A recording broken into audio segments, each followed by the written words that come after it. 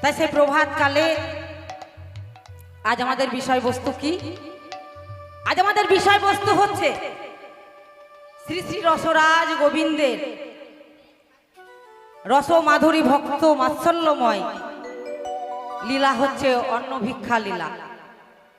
তা এই লীলার দ্বারা গোবিন্দ জগৎকে শিক্ষা দিয়েছেন, আর সেই কথা দেওয়া কথা রেখেছেন। কি কথা? না মুনি পত্নী গণকে কৃপা করবেন বলে এই অন্ন ভিক্ষা লীলা তিনি করেছিলেন।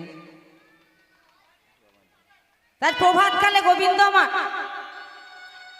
সখাগণ এবং ধেনুবৎস সঙ্গে গোচারণে এসেছেন। কোথায়?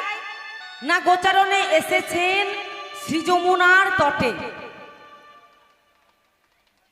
তা শ্রী যমুনার তটে এসে সেখানে আজ নানা রকম বিনোদ খেলা খেলছেন।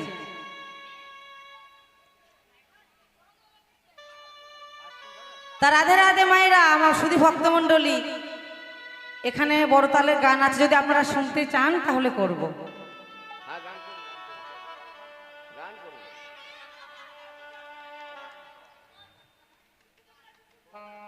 আরে খেলায় আরম্ভিল রে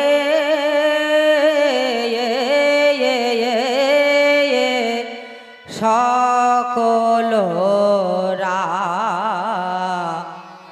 রাখালো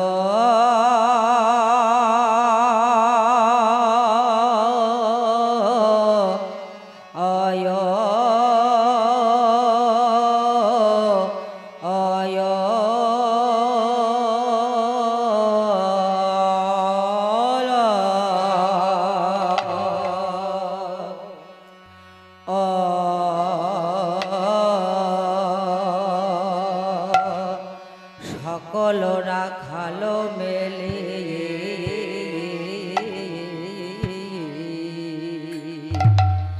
মেলে খেলা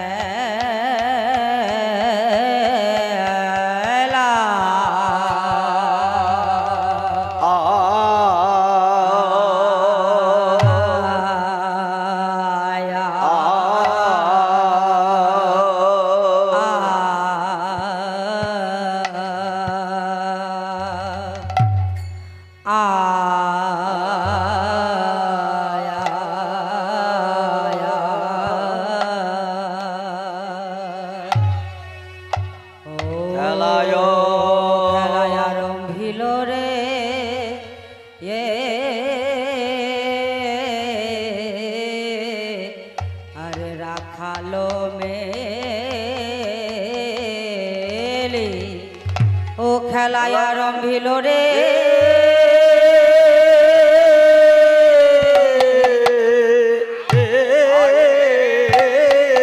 আরে খেলা আরে খেলায়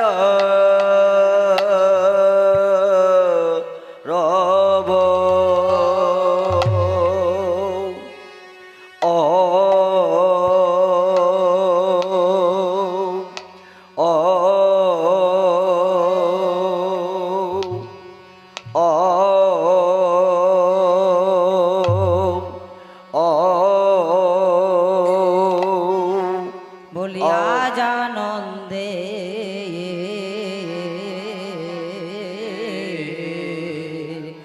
আজ আনন্দের সীমা নাই রে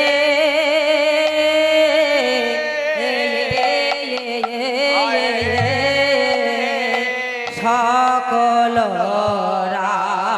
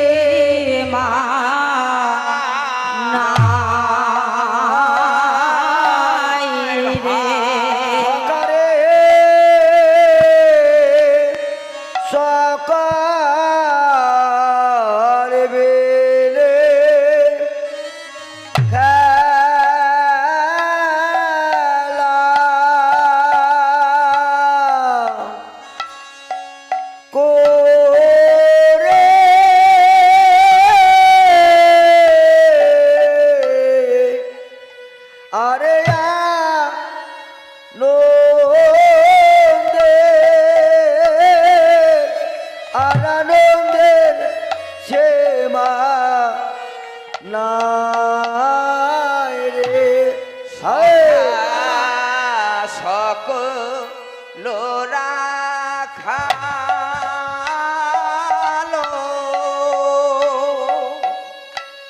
ও মিলে রে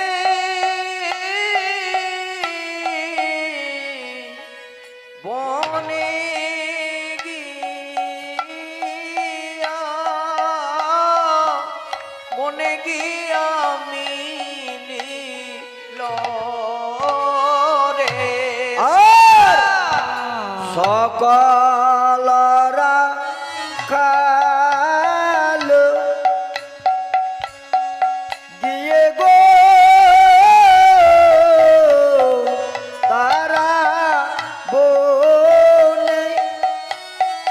তারা বনে মেলে লরা সখায়া জানন্দে ধরে নারী সকলরা খালো মিলি আর আজানন্দে ধরে নারে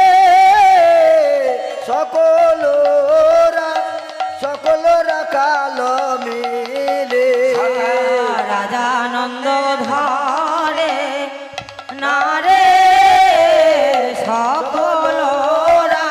সকলরা কালো মেরে আনন্দে ধরে নারী সকলরা খালো মিলি আর রাজানন্দ ধরে নারে সকলরা কালো মিলে রাজানন্দ ধীমা নাই রে সকলরা কালো মেরে আর রাজানন্দে ধরে নারে সকলরা কালো মেলে আনন্দে ধরে নারী সকলরা খালো মিলি আর রাজানন্দে ধরে নারে সকলরা কালো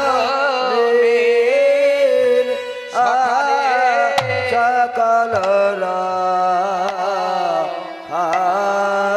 কালো তাই সকলরা খালো মেলে খেলায় আরম্ভিল আর সকলরা কালো মেলে খেলায় আরম্ভিল আর সকলরা খালো মিলি খেরায় আরম্ভিল আর সকলরা খালো মেলে খেলায় আরম্ভিল আর সকলরা কালা মেলে খেলায় আরম্ভিল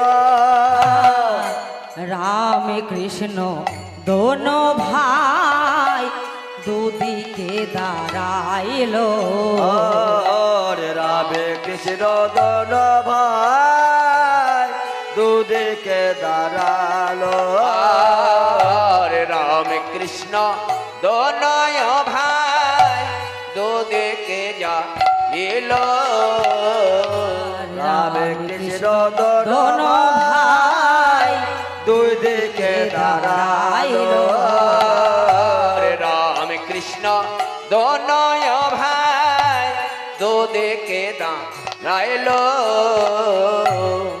সকল রাখালো মেলি খেলা আরম্ভিল যমুনার তটে ত্রিদি বিশ্বাসী গোবিন্দ মহারাজ নরাকার আকার ধারণ করে আজ সখাদের সঙ্গে খেলছেন। রামকৃষ্ণ দুই ভাই তারা দুই দল হয়ে গেল। একটা খেলা খেলতে গেলে কি করতে হয় মা? না দুই দিকে দুটো জল চাই। তা একদিকে দাঁড়িয়ে দলপতিকে কৃষ্ণ আর বলরাম, তা একদিকে দাঁড়িয়েছে কৃষ্ণ, একদিকে দাঁড়িয়েছে বলরাম। সীতা মনে মনে করছে আমি দাদা বলাইয়ের কাছে যাব। কেন না? কানাই বেশি ভালোবাসে শ্রীরামকে। তবু বলছি আমি দাদা বলাইয়ের কাছে যাব না। যদি একবার শ্রীদাম হেরে যায় না, তাহলে বলাই সেই চট থাপ্পড় আর খেতে পারবে না। তাই ভয়ে কি করছে, ভয়ে বলছে আমি দাদা বলাইয়ের কাছে যাব, আমি কানাইয়ের কাছে আর থাকবো না। তা শ্রীদাম গেছে বলাইয়ের দিকে আর সুবল কানাইয়ের দিকে। এবার দুই দিকে দুজনে দাঁড়িয়েছে। তাই বলাই ও সুবলে খেলে শ্রীদাম ও কানাইয়ে, আরে বলাই ও সুবলে খেলে শ্রীদাম ও কানাইয়ে, আরে বলাই ও খেলে শ্রীদাম ও কানাইয়ে, আরে বলাই ও সুবলে খেলে শ্রীদাম ও কানাইয়ে, বলাই ও সুদামে খেলে শ্রীদাম ও কানাইয়ে, এ বলাই ও শ্রীদামে খেলে শ্রীদাম ও কানাইয়ে। এই মতো সবে মিলিয়া খেলে, এই মতো সবে মিলি বিনোদ খেলা খেলে, এই মতো সবে মিলে সবে মিলে খেলে। বলি খেলিতে লাগলো বিনোদ খেলা, খেলতে লাগলো বিনোদ খেলা, খেলতে লাগলো বিনোদ খেলা, খেলতে লাগলো বিনোদ খেলা। শ্রী যমুনার তটে তট মেলা, খেলিতে লাগলো বিনোদ খেলা, যমুনার তটে তট গায়া খেলতে লাগলো বিনোদ খেলা, আর যমুনার তটে গিয়া খেলতে লাগলো বিনোদ খেলা, যমুনার তটে সখা মেলা, খেলিতে লাগলো বিনোদ খেলা। যমুনার তটে সখা মেলা, তাদের আনন্দ আরে ধরে না গো, যমুনার তটে সখা মেলা, আনন্দে আর ধরে না গো, যমুনার তটে সখা মেলা, এ খেলতে লাগলো বিনোদ খেলা। তা দুই দিকে যখন খেলছে, খেলতে খেলতে এবার কি হয়েছে, বলাইয়ের হুহুঙ্কার সহিতে নাড়িল, খেলা ভঙ্গ দিয়ে কানাই সরিয়া দাঁড়াইল। বলাইয়ের এমনই হুহুঙ্কার গর্জন ছেড়েছে না মা, কানাই সে খেলা ভঙ্গ করে দিয়ে তখন সরে দাঁড়ালো। তাহলে কানাই হেরে গেল, বলাইয়ের কাছে কানাই হেরে গেল, কানাইয়ের দল হেরে গেল। কানাই যখন হেরে গেছে, এবারে খেলাটার নিয়ম কেমন, যে হেরে যাবে শেষ এবার জেতা দলকে কি করতে হবে, কাঁধে করে নিয়ে ওই বংশী বটতলার কাছে একবার যাবে আর যমুনার তীরে একবার আসবে। এবার কানাই আমার হামাগুড়ি দিয়ে বসেছে, শ্রীদামকে বলছে শ্রীদাম আমি তো ভাই হেরে গেছি। পদকর্তা বলছে হে গোবিন্দ তুমি তো সবসময় হেরেই থাকো, তুমি তো সবসময় ভক্তগণকে মাথায় করে রেখেছো, তুমি তো ভক্তের কাছে হেরেই থাকো। তা শ্রীদাম আমি তো ভাই হেরে গেছি, তা আমি কাঁধ পেতে দিয়েছি, এবার কাঁধে চড়, আমি তোকে বংশী বটের তলে একবার নিয়ে যাব আবার নিয়ে আসবো। শ্রীদাম বলছে ও ভাই কানাই শোন শোন, আমি চট থাপ্পড় খাবার জন্য তোর জল ছেড়ে আমি বলাইয়ের বড়া দাদার দলে এসেছি, হরি বল হরি বল। তা তোর কাঁধে তো আমি চাপবো না। বলছে কেন না ভাই, তুই তো দেখেছিস আমার ওজন কেমন, আমার চেহারা কেমন, মানে শ্রীদামের চেহারা বিশাল চেহারা ছিল তো। তা বলছে তুই আমাকে কাঁধে যদি চাপাস আমি পড়ে যাব, হাত পা আমার ভেঙে যাবে। গোবিন্দ বলছে শ্রীদাম এই সামান্য ভার আমার বইতে কোনো ভয় লাগে না রে শ্রীদাম, কেন জানিস, এর থেকে আমি কত ভক্তের বড় বড় বোঝা বহন হরি বল হরি বল হরি বল, নিজে মাথায় করে